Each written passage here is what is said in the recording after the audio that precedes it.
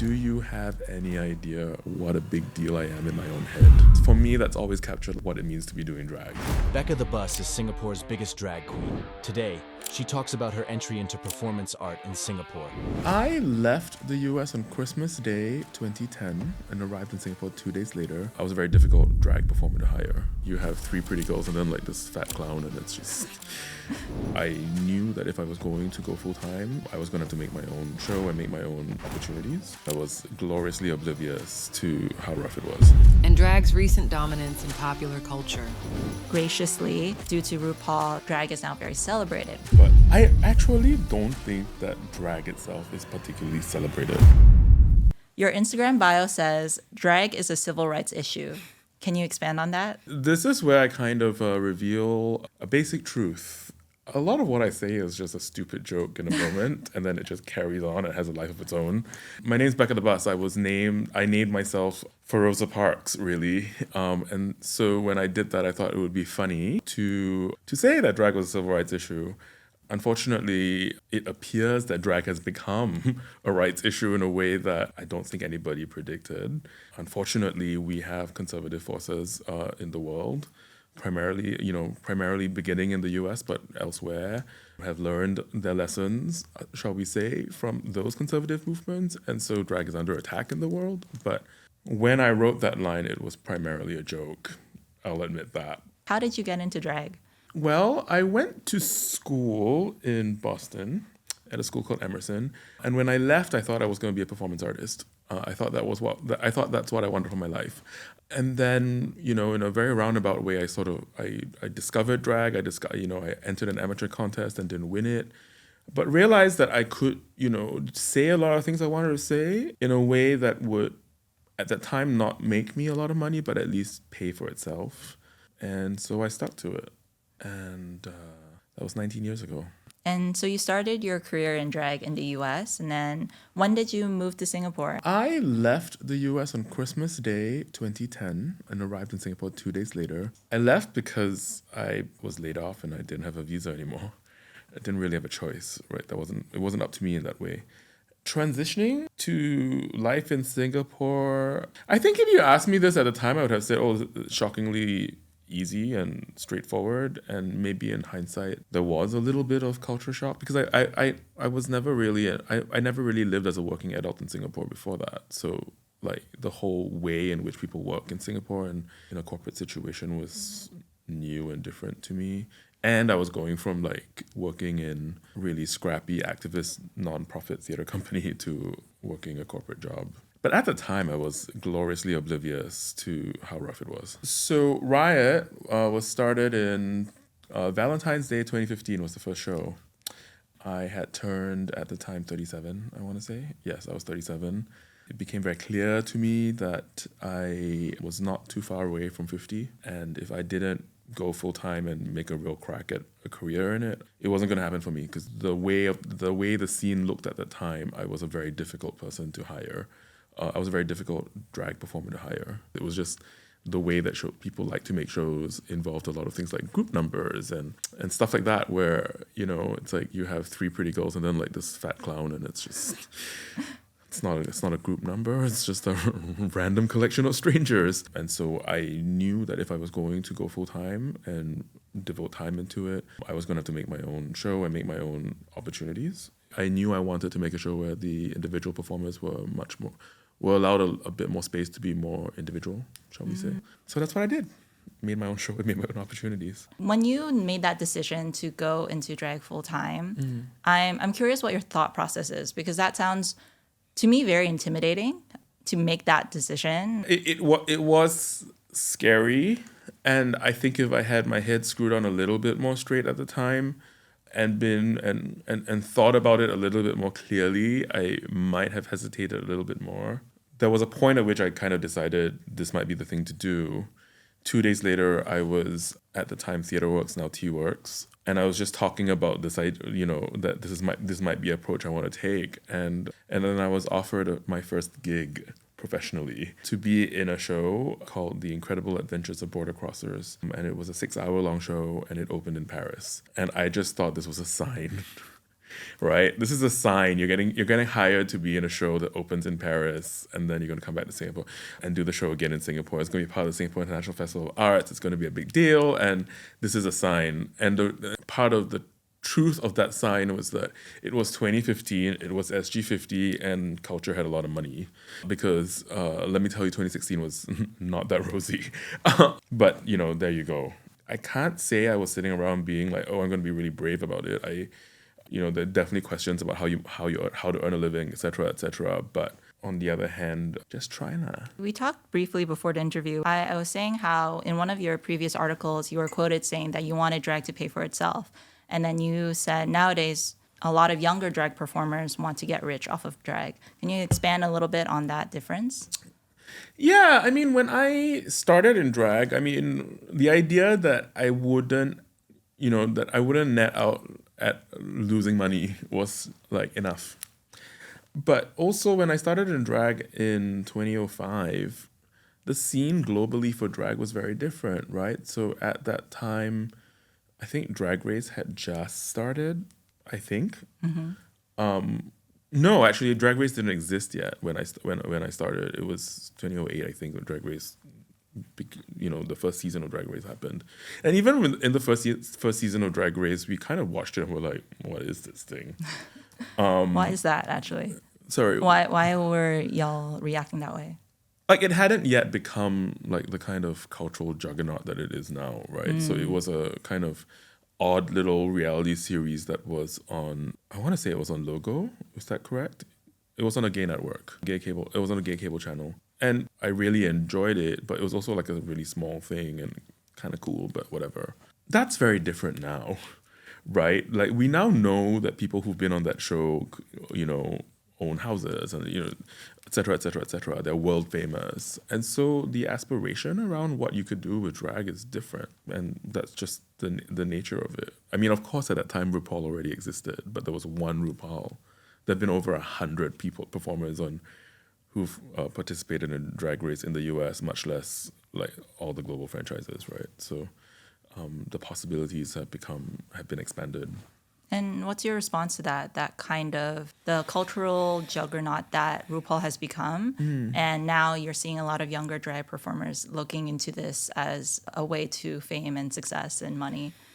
So I have to be careful about what I'm going to say next, because I think there's a way in which we can talk about fame and money as like a really vain sort of thing, right? And the truth is that, at least for me, look, if we weren't interested in some kind of fame, we probably wouldn't be performing, right? Like, yes, there are people who perform who are quite shy, but the shyness is not the reason they're performing. And I think that to make meaning in drag, audiences need to know something about you, because otherwise you're just kind of lip syncing to a song, like that. There's not a lot of tension in that necessarily.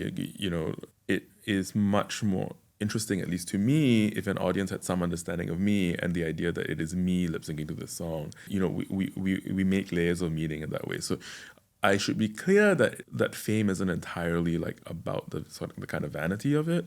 But yeah, I mean, we are seeing performers now who are looking to get like globally famous and in Singapore, and power to them. Personally, for myself, the kind of like I feel a little bit like if the goal is to be popular in quote unquote the mainstream, let's just say that's not why I got into drag, right? Like I didn't get into drag so that everybody would love me. I kind of got into drag so that I could raise a glorious middle finger at everybody else, quite frankly. So the idea that like, oh, everybody's going to embrace you and all that is kind of, it's a bit funny to me. Actually, most of the patrons of Riot are straight people.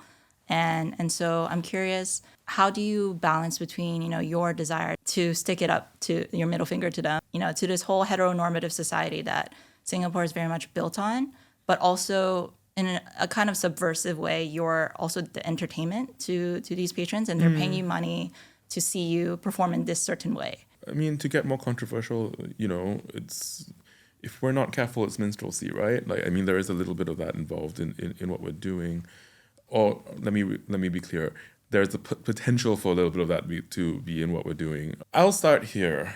I personally enjoy the idea that we're taking money from straight people and distributing it among queer people. I think that's great. I think we should do that more often. I don't think people do it often enough. So that's the first thing I would say. The second thing I would say is, and you've been to the show, it's important to me at Riot as the host of the show that the show is a space that becomes coded as being a queer space. So while the venues that we've always worked in are not quote unquote gay venues, so we've never done the show in a gay club or a gay bar or anything, or stuff like that. In part because when we started the show, those things weren't available. There weren't that many of them, and so the space wasn't available. It is important to me that when we make the show, the politics of the show very expressly queer, right? So the way that might play out might be that we like to remind straight people in the room that they are in a queer space. It is true that straight women very often celebrate things like bachelorette parties at Riot.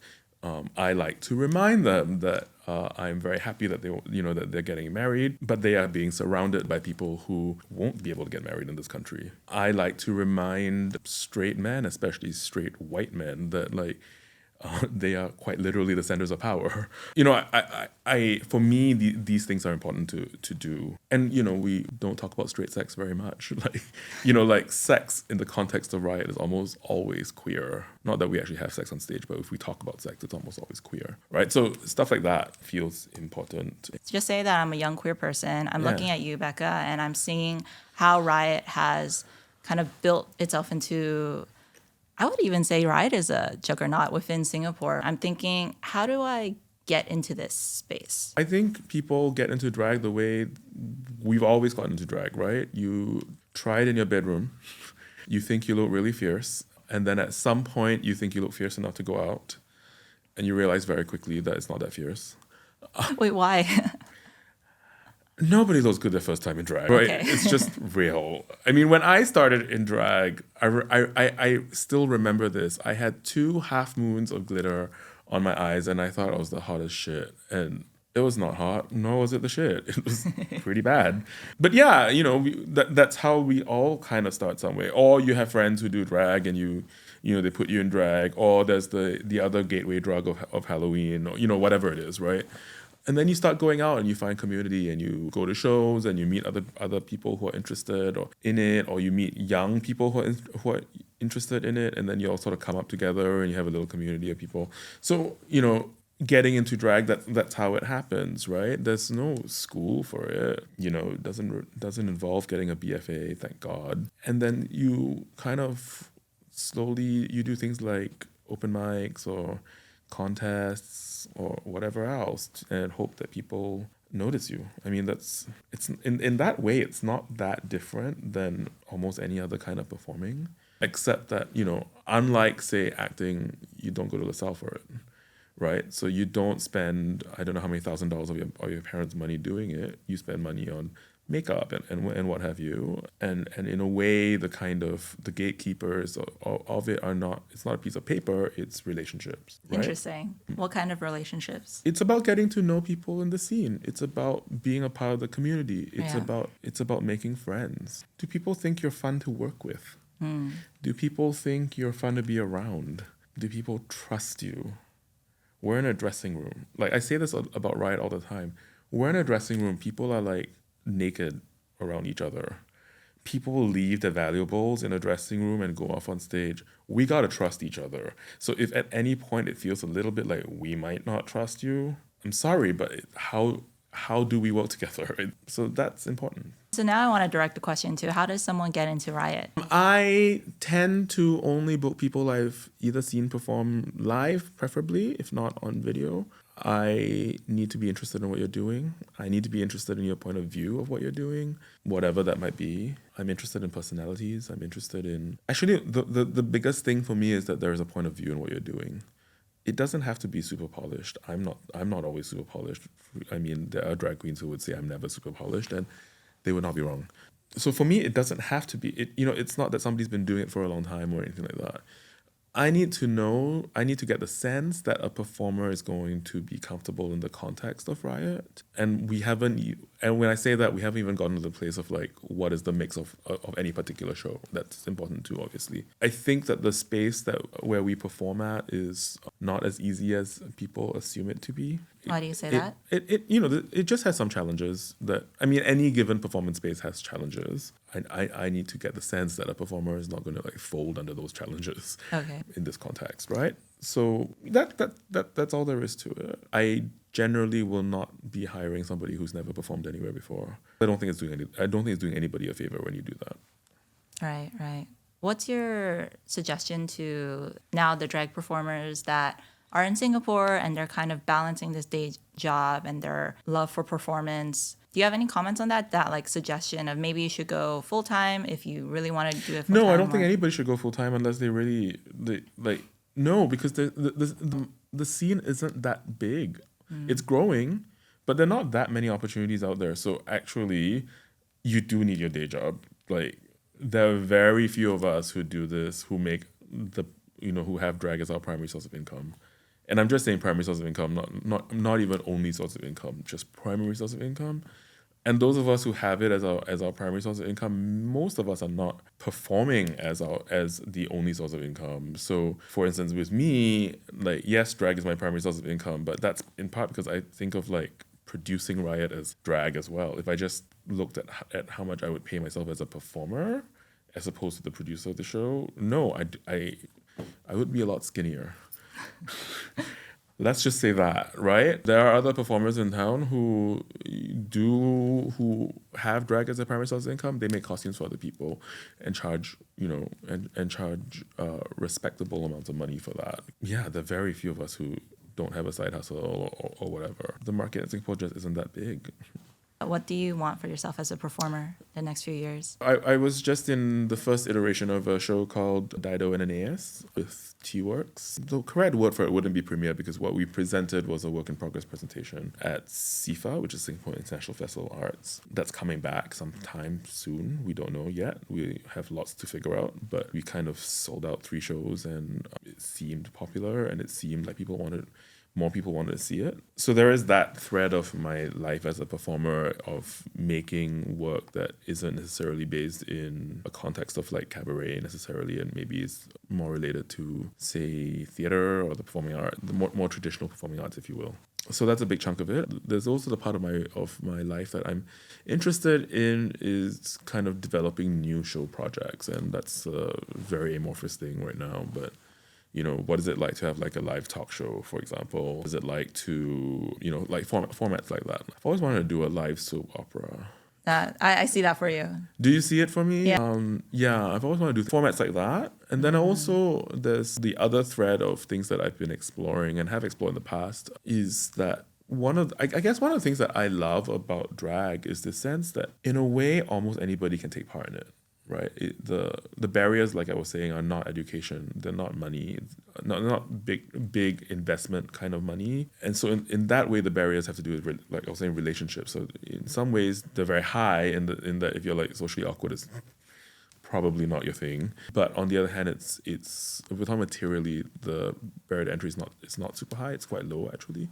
And there's a kind of pleasure to participating in art making that I find that being curious about how we can offer to more people. I sound like I'm talking around something and there isn't a solid idea in my head, but I used to run a project called Dr. Sketchy, which is like a life drawing session that happened with drinks, and the performer and the models were all performers, so burlesque, drag, etc., etc. And I've been curious about some of that energy. Is it that we get together and learn dance together? Is it that we get together and sing together? Whatever it is. What are your hopes for the drag scene in Singapore? Oh my God. So, the scene's obviously grown. I suppose one of the things that I hope for all the time is that as any scene finds prosperity, if you will, right? It finds its audience, it finds ways of being economically sustainable, etc., that it still is able to stay in touch with the parts of itself that are challenging. I don't even necessarily see drag as an art form, right? Like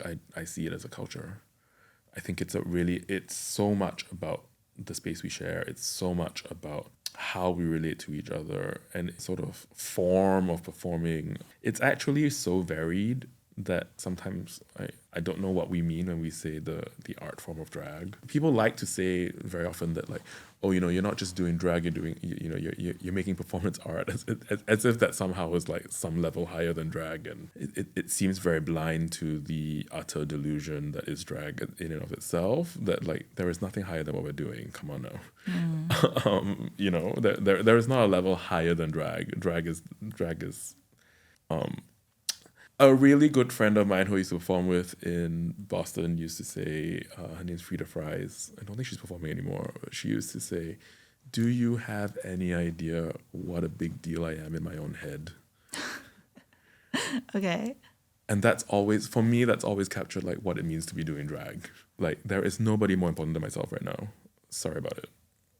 Amazing. Right? Like this is not a form that comes from a place of being best friends with everybody. It really isn't. Even among ourselves, we can be, to an uninitiated person, people could hear some of the things that we say to each other and be like, wow, that's really hateful, and not understand what's underneath it. You know what I mean? And I would say that as the scene grows, I want to be really careful about saying things like mainstream, but as people find, that kind of acceptance or that kind of support, that we don't lose this other part of ourselves that is about being horrible people. I think that nicely fits into what you said earlier as well. It's that a lot of what is now graciously, due to RuPaul, become more popular and more accepted. And of course, LGBTQ rights have advanced within the decade or so. Everything kind of came in together such that drag is now very celebrated, which is awesome.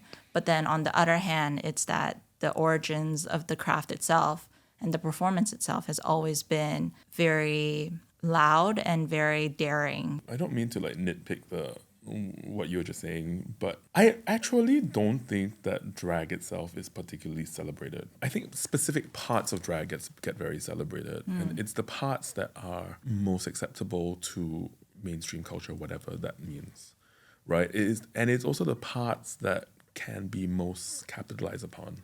We love a makeup tutorial. We do, right? We all love watching a makeup tutorial.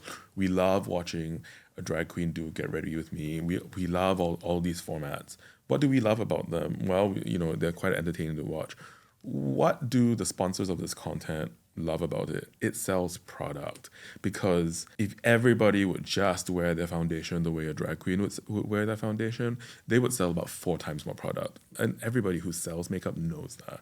If I can convince people that they not only need a lot of foundation on their faces, but they also need to buy it in 4 shades, I've sold 4 times more product. And drag queens do that, right? Like we really, like I've got like 4 shades of foundation on my face right now. And that's just one example, right? Like in all these other ways that like drag is, where we say like drag is celebrated. Actually, it's not drag as a culture. It's not drag as a form. It's a very specific part of drag. What do we love about costuming? Well, they make great photos, which means we can, et cetera, et cetera, et cetera. So all these examples, right?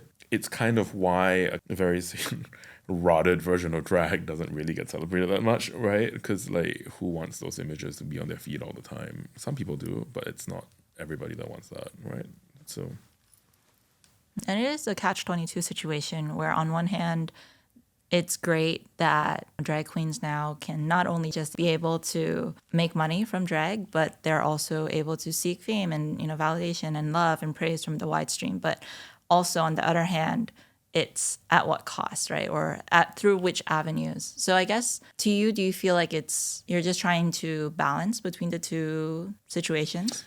I don't know that I am necessarily balancing these things as much as I'm negotiating them in real time. So for instance, do I make a TikTok about the new MAC lipstick? And what I'm negotiating at that moment is, do I want to support MAC, right? Which has become a real question. The other questions that get associated, that for me become real, are, do I want to be making like the sort of like makeup girly content? And is this an opportunity for me to make stuff that speaks to who I am, or my approach to drag, or my aesthetics and all that? For me, these are the things that I'm negotiating. So if I can imagine a way in which these things can all exist for me, then that's interesting. But for me, it's not really a balance. Like, there are just times when you're going to do things that are, you're going to have to rationalize it somehow. Let's just say that. Just as there are going to be times when you're going to be like, well, fuck it, I'm just going to do it. It's a good time. Let's go. Right? Like, you've been to the show, you know what I'm talking about. Yeah. I like that. I like the whole, instead of saying balance, you're negotiating or renegotiating. And it's a live event. It's not, this is who I am and these are my ethics, and I will proceed as such, because the world is a lot more complicated than that. And yeah, and I was going to say, sometimes also it's really, sometimes the decision making is really straightforward. Oh, I was promised, if I make this TikTok, I'm promised X number of dollars worth of product. Do I need to refill anything right now? Why not? Really? Right? It's that simple sometimes, right? Sometimes it's really not that deep. I need eyeliner. Let's do it. What? Free eyeliner, sure. I want to give some time for us to talk about what Riot is up to in the coming weeks. When does this go out? It'll go out in the second week of June. All right, so we're in the hypothetical month of June. And we're in the month of June. In Singapore, the month of June is when something called Pink Fest happens. It's when corporations have decided that gay people exist. So it's a month of employment for us in context other than our own show. Riot is going to be doing 4 shows through the month of June on 1st, 2nd, 4th, and 5th Saturday. The 3rd Saturday we're doing a collaboration with Vogue in Progress to present what's going to be called the Pinky Kiki Ball. It is a ball, as the name suggests, and we're working together on that. It will also be at Hard Rock Cafe. And then on the last Saturday in June, the 5th Saturday in June, it coincides, the night coincides with Pink Dot. And we have an 8 p.m. show, and Pink Dot, I think, ends at 8 p.m. So there's not a way in which somebody could go to Pink Dot and then fly over to Riot on time. And so Riot on the last Saturday of June is entitled Space for Foreigners. The whole month of June, Riot is entitled Space. So the shows, Riot has become, we try and find thematic focus for every month. In the month of June, the focus is entitled Space.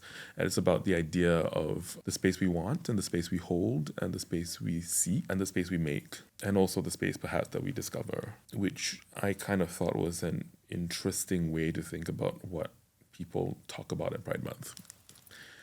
The last Saturday in June, because it coincides with Pink Dot and the politics around Pink Dot being that you can only go to it if you're Singaporean or PR, we've entitled the show Riot Space for Foreigners, and we're encouraging people who can be at Pink Dot to be at Pink Dot, and if you can't, to come to the show. Except for those of us who are regulars at Riot, everybody else on the show can't be at Pink Dot either. It should hopefully be a fun night. It's no consolation prizes. The performers that are not Singaporean are actually really great at what they do, and we've been working together for a long time, so that's, it'll be great. There's Mona Kiki, there's the House of Hot Mess, who are, they're a real life couple, but they're also 2 drag queens who are doing some really interesting, extremely visual, extremely intelligent drag. And then there's a performer named Lulu Lime, who is also not Singaporean and also doing some really interesting stuff that we've been presenting for quite a few months now. And then the regulars. So that's that's June for us. It's the dance card is full, shall we say that? Amazing. Well, we do have about a few more minutes, so I'm just gonna ask some random questions. You should. We're just gonna I was vibe. hoping for more randomness, actually. You're gonna Okay. ask me about my favorite snack. What is your favorite snack? Ozempic. Okay. All right. I'm also diabetic, so it's not super controversial. I was browsing online and I saw that you're no. friends with Katia. How did that come to be? And is she coming back to Singapore anytime soon? That's a good question. She just got out of rehab somewhere. We came up at the same time. So when I started in drag, she was already performing, but we were in the same scene. We were performing together. I was in her show. So she had a show called Perestroika, which was on every Monday. It was on, not every Monday, I'm sorry. It was on the first Monday of every month. And I was part of that cast for 4+ years. Can you explain your outfit today? It was clean. The derrick pieces were clean. These were all made for... I say this looking at my rings as if I made my rings. These were all made for various photo shoots and costumes, and they were pulled together, which is why nothing matches. Yeah, I don't know what to say to you. This is a hard hat that's been covered in printed duct tape. And did you make your costumes yourself? Okay, so I didn't make the jewelry. I didn't make the shoes. Oh, I also didn't make the tights. The tights came from like the plus size section at Mustafa, but everything else I made. I made the top. I made the dress. I didn't. Oh, actually, correction. I didn't actually make the hard hat. My intern finished it. But yes. Shout out to the intern, I guess. Shout out to the intern. Her name's Keisha Marie Lula, and everybody should celebrate her because she puts out my shit.